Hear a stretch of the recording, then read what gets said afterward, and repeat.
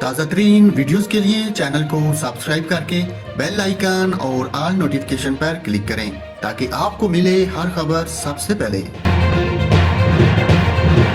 السلام علیکم ناظرین، یہاں پر آپ کو بتائیں تحریک انصاف کے لانگ مارچ کے بعد چیئرمین تحریک انصاف عمران خان سمیت 150 افراد کے خلاف 3 مقدمات درج کر لیے گئے۔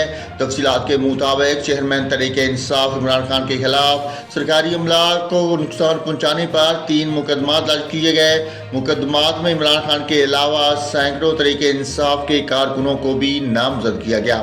مقدمات میں جلاؤ غراؤ اور توڑ پھوڑ کی دفعات شامل کی گئی۔ مقدمے کے متن میں کہا گیا کہ ایکسپریس چوک پر سرکاری گاڑی کو نقصان پہنچایا گیا، جناح ایوینیو پر میٹرو اسٹیشن کو آگ لگا دی گئی۔ دوسری طرف پاکستان تحریک انصاف کے چیئرمین عمران خان نے لانگ مارچ کے دوران زندگی کی بازی ہارنے والے 2 کارکنوں کے لواحقین کی مکمل مالی ذمہ داری اٹھانے کا اعلان کر دیا۔ سماجی رابطے کی ویب سائٹ ٹویٹر پر عمران خان نے لکھا کہ ہمارے پرامن آزادی مارچ کے دوران پنجاب پولیس کے تشدد کے نتیجے میں ہمارے 2 کارکن جان بحق ہوئے۔